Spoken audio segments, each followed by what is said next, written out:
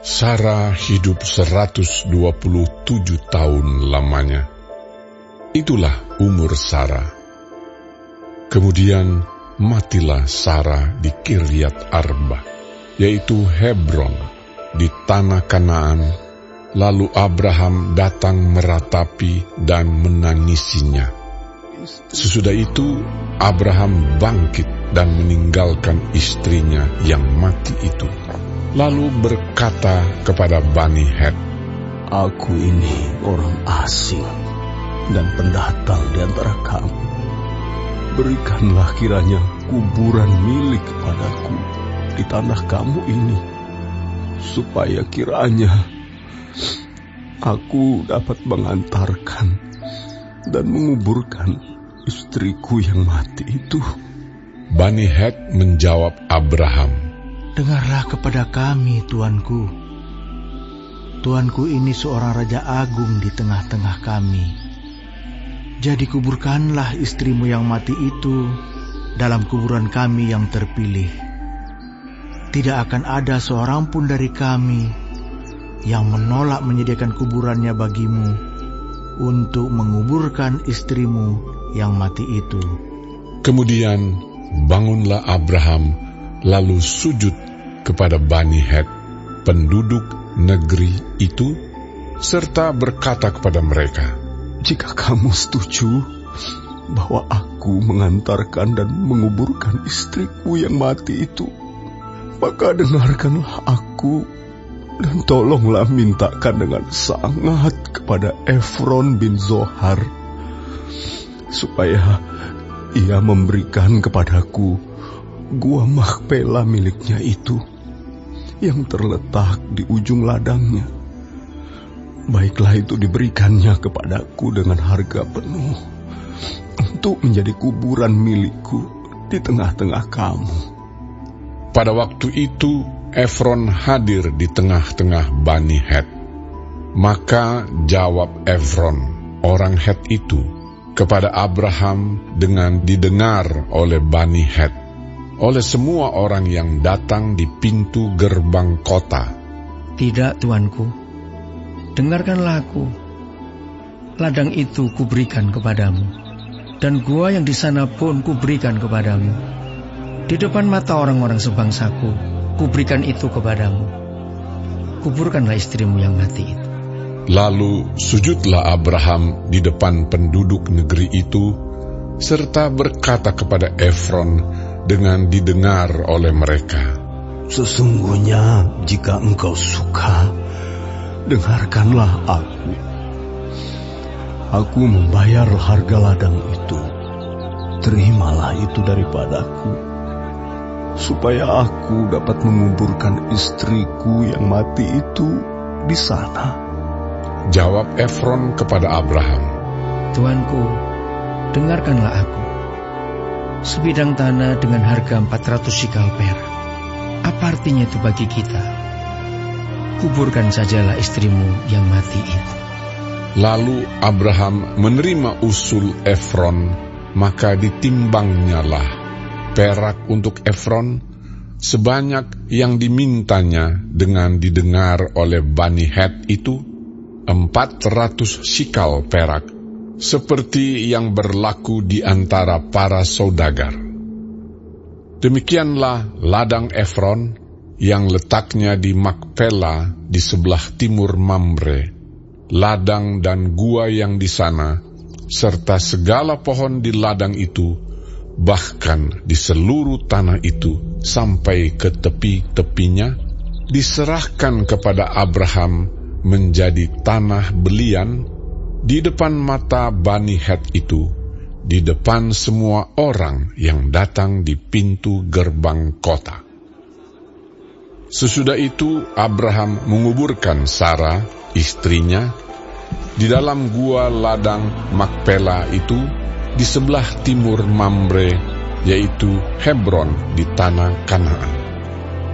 Demikianlah dari pihak Bani Het, ladang dengan gua yang ada di sana diserahkan kepada Abraham menjadi kuburan miliknya. Kejadian 24. Adapun Abraham telah tua dan lanjut umurnya, serta diberkati Tuhan dalam segala hal. Berkatalah Abraham kepada hambanya yang paling tua dalam rumahnya, yang menjadi kuasa atas segala kepunyaannya, katanya, "Baiklah, letakkan tanganmu di bawah pangkal pahaku, supaya aku mengambil sumpahmu demi Tuhan, Allah yang empunya langit dan yang empunya bumi, bahwa engkau tidak akan mengambil untuk anakku seorang istri dari antara perempuan Kanaan yang diantaranya aku diam. Tetapi engkau harus pergi ke negeriku dan kepada sanak saudaraku untuk mengambil seorang istri bagi Ishak anakku." Lalu berkatalah hambanya itu kepadanya, "Mungkin perempuan itu tidak suka mengikuti aku ke negeri ini. Haruskah aku membawa anakmu itu kembali ke negeri dari mana tuanku keluar?" Tetapi Abraham berkata kepadanya, "Awas, jangan kau bawa anakku itu kembali ke sana.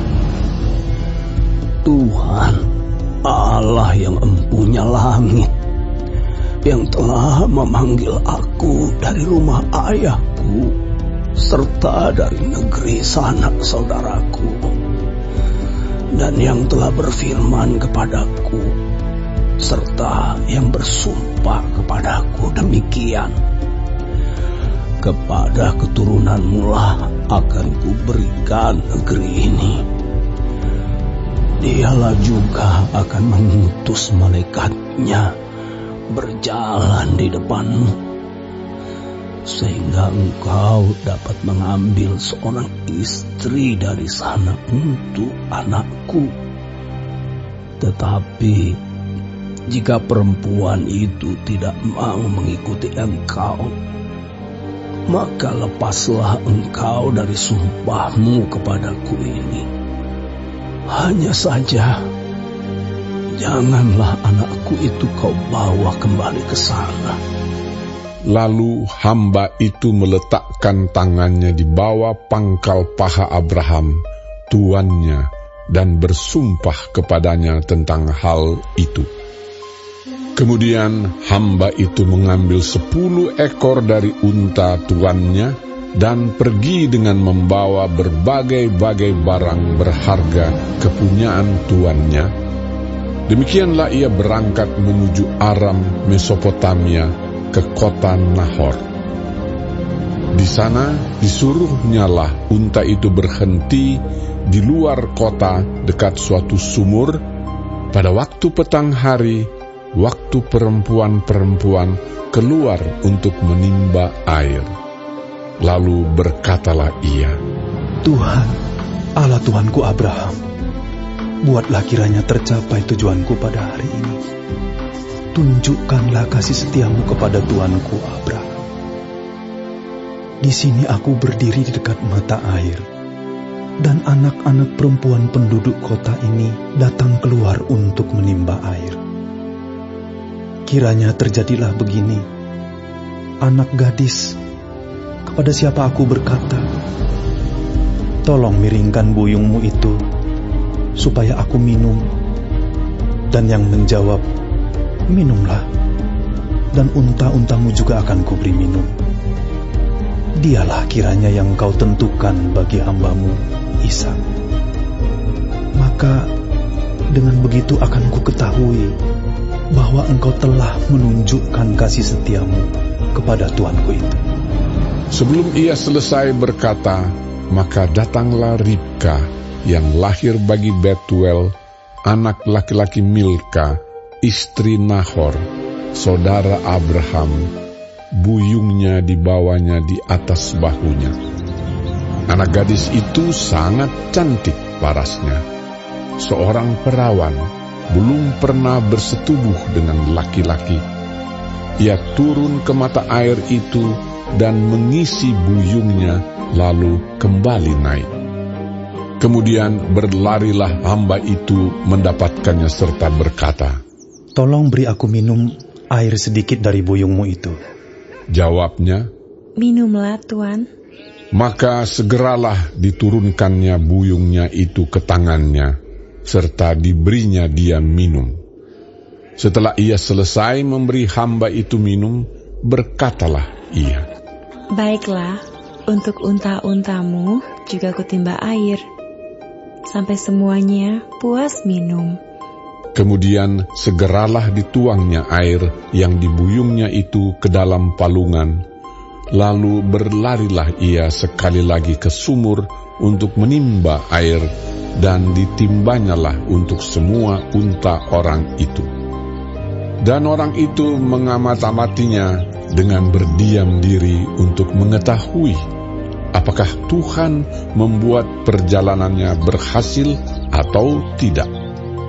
Setelah unta-unta itu puas minum, maka orang itu mengambil anting-anting emas yang setengah sikal beratnya, dan sepasang gelang tangan yang 10 sikal emas beratnya, serta berkata, "Anak siapakah engkau? Baiklah, katakan kepadaku, adakah di rumah ayahmu tempat bermalam bagi kami?"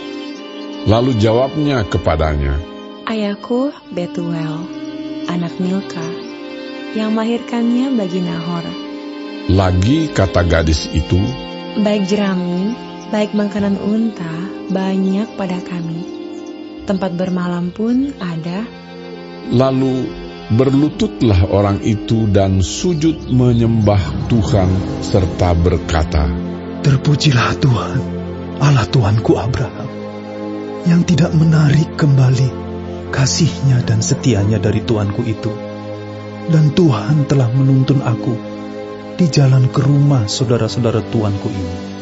Berlarilah gadis itu pergi menceritakan kejadian itu ke rumah ibunya. Ribka mempunyai saudara laki-laki, namanya Laban. Laban berlari keluar mendapatkan orang itu ke mata air tadi. Sesudah dilihatnya anting-anting itu dan gelang pada tangan saudaranya, dan sesudah didengarnya perkataan Ribka, saudaranya, yang bunyinya, "Begitulah dikatakan orang itu kepadaku." ia mendapatkan orang itu yang masih berdiri di samping unta-untanya di dekat mata air itu dan berkata, "Marilah engkau yang diberkati Tuhan, mengapa engkau berdiri di luar? Padahal telah kusediakan rumah bagimu dan juga tempat untuk unta-untamu." Masuklah orang itu ke dalam rumah. Ditanggalkanlah pelana unta-unta, diberikan jerami dan makanan kepada unta-unta itu, lalu dibawa air pembasuh kaki untuk orang itu dan orang-orang yang bersama-sama dengan dia. Tetapi ketika dihidangkan makanan di depannya, berkatalah orang itu, "Aku tidak akan makan sebelum kusampaikan pesan yang kubawa ini." Jawab Laban, "Silakan." Lalu berkatalah ia, "Aku ini hamba Abraham. Tuhan sangat memberkati tuanku itu, sehingga ia telah menjadi kaya. Tuhan telah memberikan kepadanya kambing, domba dan lembu sapi, emas dan perak, budak laki-laki dan perempuan, unta dan keledai. Dan Sarah istri tuanku itu, sesudah tua, telah melahirkan anak laki-laki bagi tuanku itu. Kepada anaknya itu telah diberikan tuanku segala harta miliknya. Tuanku itu telah mengambil sumpahku, engkau tidak akan mengambil untuk anakku seorang istri dari antara perempuan Kanaan, yang negerinya kudiami ini.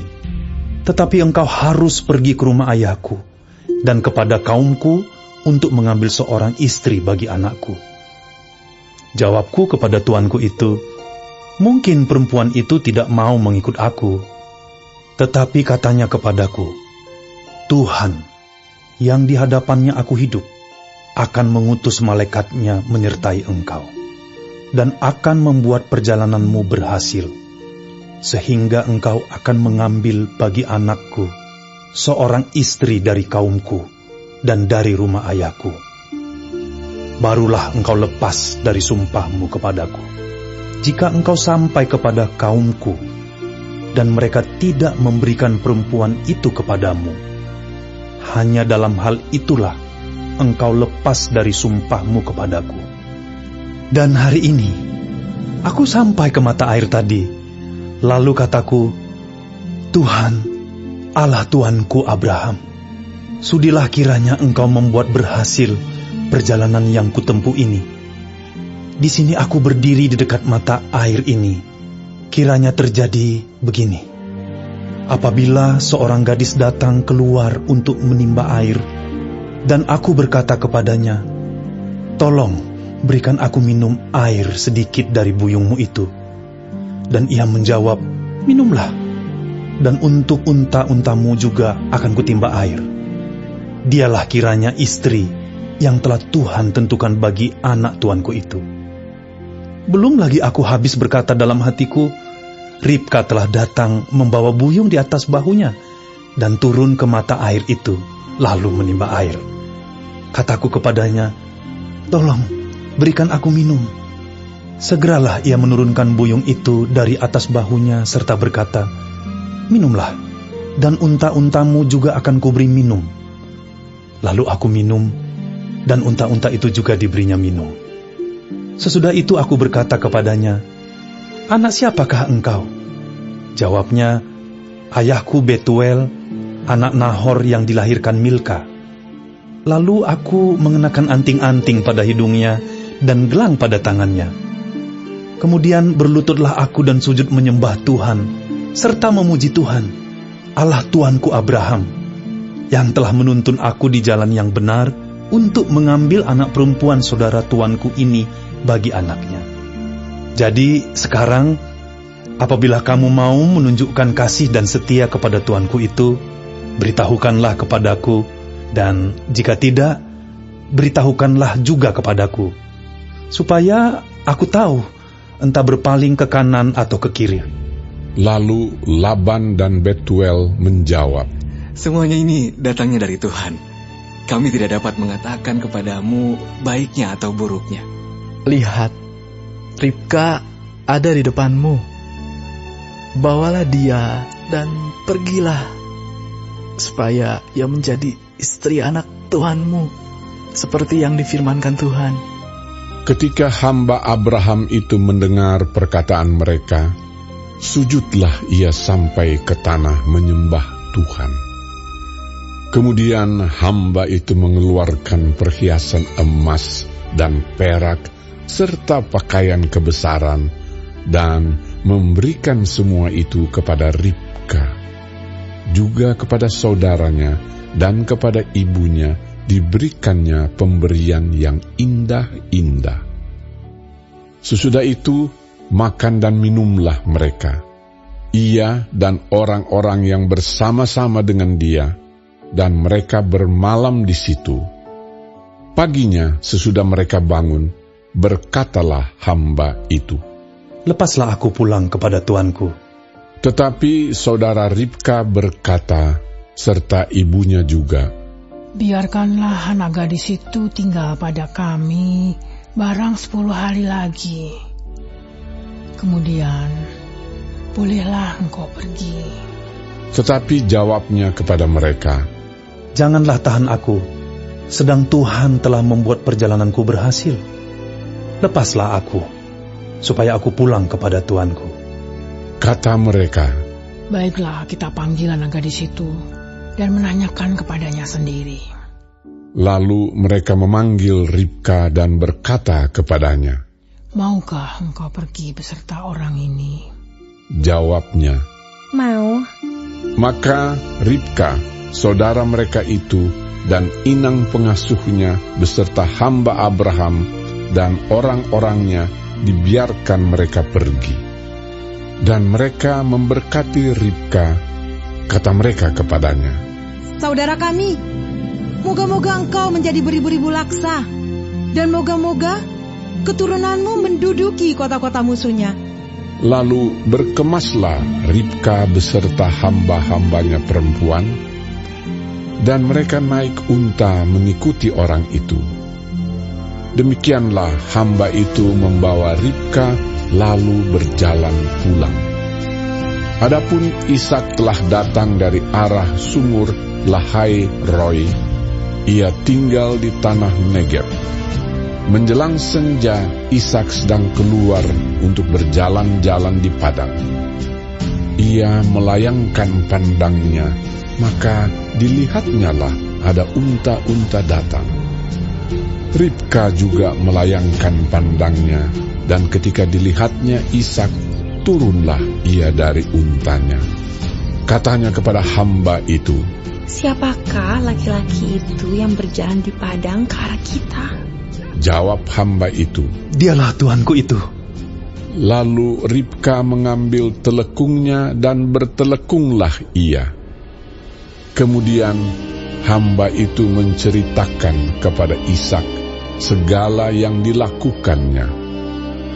Lalu Ishak membawa Ribka ke dalam kemah Sarah, ibunya, dan mengambil dia menjadi istrinya. Ishak mencintainya, dan demikian ia dihiburkan setelah ibunya meninggal. Kejadian 25. Abraham mengambil pula seorang istri, namanya Ketura. Perempuan itu melahirkan baginya Zimran, Yoksan, Medan, Midian, Isibak, dan Suah. Yoksan memperanakkan Sheba dan Dedan. Keturunan Dedan ialah orang Asyur, orang Letus, dan orang Leum. Anak-anak Midian ialah Eva, Efer, Henok, Abida, dan Eldaah. Itulah semuanya keturunan Ketura. Abraham memberikan segala harta miliknya kepada Ishak, tetapi kepada anak-anaknya yang diperolehnya dari gundik-gundiknya, ia memberikan pemberian. Kemudian ia menyuruh mereka, masih pada waktu ia hidup, meninggalkan Ishak, anaknya, dan pergi ke sebelah timur, ke tanah timur. Abraham mencapai umur 175 tahun, lalu ia meninggal. Ia mati pada waktu telah putih rambutnya, tua dan suntuk umur, maka ia dikumpulkan kepada kaum leluhurnya. Dan anak-anaknya, Ishak dan Ismail, menguburkan dia dalam gua Makpela, di padang Efron bin Zohar, orang Het itu, padang yang letaknya di sebelah timur Mamre, yang telah dibeli Abraham dari Bani Het. Di sanalah terkubur Abraham dan Sarah istrinya. Setelah Abraham mati, Allah memberkati Ishak, anaknya itu, dan Ishak diam dekat sumur Lahai Roi. Inilah keturunan Ismail, anak Abraham yang telah dilahirkan baginya oleh Hagar, perempuan Mesir, hamba Sarah itu. Inilah nama anak-anak Ismail disebutkan menurut urutan lahirnya. Nebayot, anak sulung Ismail, selanjutnya Kedar, Adbeel, Mibsam, Misima, Duma, Masa, Hadad, Tema, Yetur, Nafis, dan Ketma. Itulah anak-anak Ismail, dan itulah nama-nama mereka menurut kampung mereka dan menurut perkemahan mereka, 12 orang raja, masing-masing dengan sukunya. Umur Ismail ialah 137 tahun. Sesudah itu ia meninggal. Ia mati dan dikumpulkan kepada kaum leluhurnya. Mereka itu mendiami daerah dari Havila sampai Syur, yang letaknya di sebelah timur Mesir ke arah Asyur. Mereka menetap berhadapan dengan semua saudara mereka. Inilah riwayat keturunan Ishak, anak Abraham. Abraham memperanakkan Ishak, dan Ishak berumur 40 tahun ketika Ribka, anak Betuel, orang Aram dari Padan Aram, saudara perempuan Laban, orang Aram itu, diambilnya menjadi istrinya. Berdoalah Ishak kepada Tuhan untuk istrinya, sebab istrinya itu mandul. Tuhan mengabulkan doanya, sehingga Ribka istrinya itu mengandung. Tetapi anak-anaknya bertolak-tolakan di dalam rahimnya, dan ia berkata, "Jika demikian halnya, mengapa aku hidup?" Dan ia pergi meminta petunjuk kepada Tuhan. Firman Tuhan kepadanya, "Dua bangsa ada dalam kandunganmu, dan dua suku bangsa akan berpencar dari dalam rahimmu. Suku bangsa yang satu akan lebih kuat dari yang lain, dan anak yang tua akan menjadi hamba kepada anak yang muda." Setelah genap harinya untuk bersalin, memang anak kembar yang di dalam kandungannya. Keluarlah yang pertama, warnanya merah. Seluruh tubuhnya seperti jubah berbulu. Sebab itu ia dinamai Esau. Sesudah itu keluarlah adiknya. Tangannya memegang tumit Esau. Sebab itu ia dinamai Yakub. Ishak berumur 60 tahun pada waktu mereka lahir. Lalu bertambah besarlah kedua anak itu. Esau menjadi seorang yang pandai berburu, seorang yang suka tinggal di padang. Tetapi Yakub adalah seorang yang tenang, yang suka tinggal di kemah. Ishak sayang kepada Esau, sebab ia suka makan daging buruan. Tetapi Ribka kasih kepada Yakub. Pada suatu kali, Yakub sedang memasak sesuatu, lalu datanglah Esau dengan lelah dari padang. Kata Esau kepada Yakub, "Berikanlah kiranya aku menghirup sedikit dari yang merah-merah itu, karena aku lelah." Itulah sebabnya namanya disebutkan Edom. Tetapi kata Yakub, "Jualah dahulu kepadaku hak kesulunganmu." Sahut Esau, "Sebentar lagi aku akan mati. Apakah gunanya bagiku hak kesulungan itu?" Kata Yakub, "Bersumpahlah dahulu kepadaku."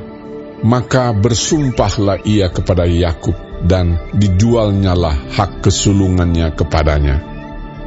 Lalu Yakub memberikan roti dan masakan kacang merah itu kepada Esau.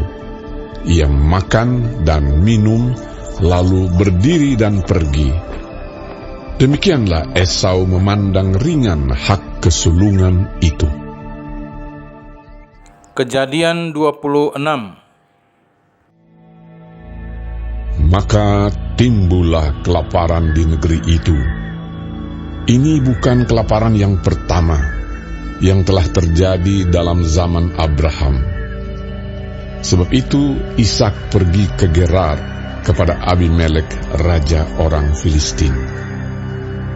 Lalu Tuhan menampakkan diri kepadanya serta berfirman, "Janganlah pergi ke Mesir, diamlah di negeri yang akan kukatakan kepadamu. Tinggallah di negeri ini sebagai orang asing, maka aku akan menyertai engkau dan memberkati engkau. Sebab kepadamulah dan kepada keturunanmu akan kuberikan seluruh negeri ini, dan aku akan menepati sumpah yang telah kuikrarkan kepada Abraham ayahmu. Aku akan membuat banyak keturunanmu seperti bintang di langit. Aku akan memberikan kepada keturunanmu seluruh negeri ini, dan oleh keturunanmu semua bangsa di bumi akan mendapat berkat, karena Abraham telah mendengarkan firman-Ku dan memelihara kewajibannya kepadaku, yaitu segala perintah, ketetapan, dan hukum-Ku. Jadi tinggallah Ishak di Gerar. Ketika orang-orang di tempat itu bertanya tentang istrinya, berkatalah ia, "Dia saudaraku." Sebab ia takut mengatakan, "Iya, istriku." Karena pikirnya, jangan-jangan aku dibunuh oleh penduduk tempat ini karena Ribka, sebab elok parasnya. Setelah beberapa lama ia ada di sana, pada suatu kali menjenguklah Abimelek, raja orang Filistin itu dari jendela. Maka dilihatnya Ishak sedang bercumbu-cumbuan dengan Ribka, istrinya. Lalu Abimelek memanggil Ishak dan berkata, "Sesungguhnya dia istrimu. Masakan engkau berkata, dia saudaraku?" Jawab Ishak kepadanya, "Karena pikirku, jangan-jangan aku mati karena dia." Tetapi Abimelek berkata, "Apakah juga yang telah kau perbuat ini terhadap kami? Mudah sekali terjadi. Salah seorang dari bangsa ini tidur dengan istrimu, sehingga dengan demikian engkau mendatangkan kesalahan atas kami." Lalu Abimelek memberi perintah kepada seluruh bangsa itu, "Siapa yang mengganggu orang ini atau istrinya, pastilah ia akan dihukum mati." Maka menaburlah Ishak di tanah itu, dan dalam tahun itu juga ia mendapat hasil 100 kali lipat, sebab ia diberkati Tuhan. Dan orang itu menjadi kaya, bahkan kian lama kian kaya, sehingga ia menjadi sangat kaya. Ia mempunyai kumpulan kambing, domba, dan lembu sapi, serta banyak anak buah, sehingga orang Filistin itu cemburu kepadanya. Segala sumur yang digali dalam zaman Abraham, ayahnya, oleh hamba-hamba ayahnya itu, telah ditutup oleh orang Filistin dan ditimbun dengan tanah. Lalu kata Abimelek kepada Ishak, "Pergilah dari tengah-tengah kami, sebab engkau telah menjadi jauh lebih berkuasa daripada kami." Jadi pergilah Ishak dari situ, dan berkemahlah ia di lembah Gerar, dan ia menetap di situ.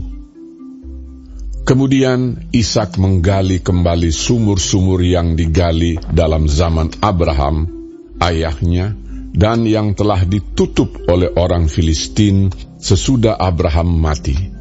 Disebutkannya nama sumur-sumur itu menurut nama-nama yang telah diberikan oleh ayahnya. Ketika hamba-hamba Ishak menggali di lembah itu, mereka mendapati di situ mata air yang berbual-bual airnya. Lalu bertengkarlah para gembala Gerar dengan para gembala Ishak. Kata mereka, "Air ini kepunyaan kami." Dan Ishak menamai sumur itu Esek, karena mereka bertengkar dengan dia di sana. Kemudian mereka menggali sumur lain, dan mereka bertengkar juga tentang itu. Maka Ishak menamai sumur itu Sitna. Ia pindah dari situ dan menggali sumur yang lain lagi. Tetapi tentang sumur ini mereka tidak bertengkar. Sumur ini dinamainya Rehobot, dan ia berkata, "Sekarang Tuhan telah memberikan kelonggaran kepada kita, sehingga kita dapat beranak cucu di negeri ini." Dari situ ia pergi ke Beersheba. Lalu pada malam itu Tuhan menampakkan diri kepadanya serta berfirman, "Akulah Allah ayahmu Abraham. Janganlah takut, sebab aku menyertai engkau. Aku akan memberkati engkau dan membuat banyak keturunanmu karena Abraham, hambaku itu. Sesudah itu, Ishak mendirikan mezbah di situ dan memanggil nama Tuhan. Ia memasang kemahnya di situ, lalu hamba-hambanya menggali sumur di situ. Datanglah Abimelek dari Gerar mendapatkannya, bersama-sama dengan Ahuzat, sahabatnya, dan Pikhol, kepala pasukannya. Tetapi kata Ishak kepada mereka, "Mengapa kamu datang mendapatkan aku? Bukankah kamu benci kepadaku dan telah menyuruh aku keluar dari tanahmu?" Jawab mereka, "Kami telah melihat sendiri bahwa Tuhan menyertai engkau. Sebab itu kami berkata, baiklah, kita mengadakan sumpah setia antara kami dan engkau.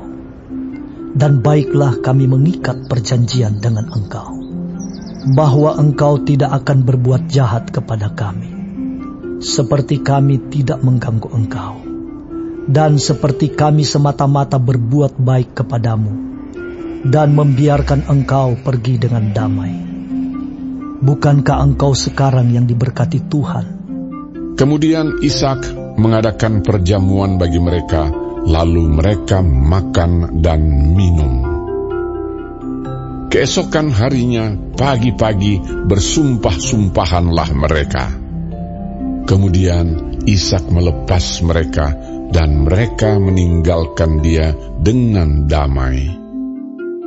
Pada hari itu, datanglah hamba-hamba Ishak memberitahukan kepadanya tentang sumur yang telah digali mereka, serta berkata kepadanya, "Kami telah mendapat air." Lalu dinamainyalah sumur itu Sheba. Sebab itu nama kota itu adalah Beersheba sampai sekarang. Ketika Esau telah berumur 40 tahun, ia mengambil Yudit, anak Beeri orang Het, dan Basmat, anak Elon orang Het, menjadi istrinya. Kedua perempuan itu menimbulkan kepedihan hati bagi Ishak dan bagi Ribka.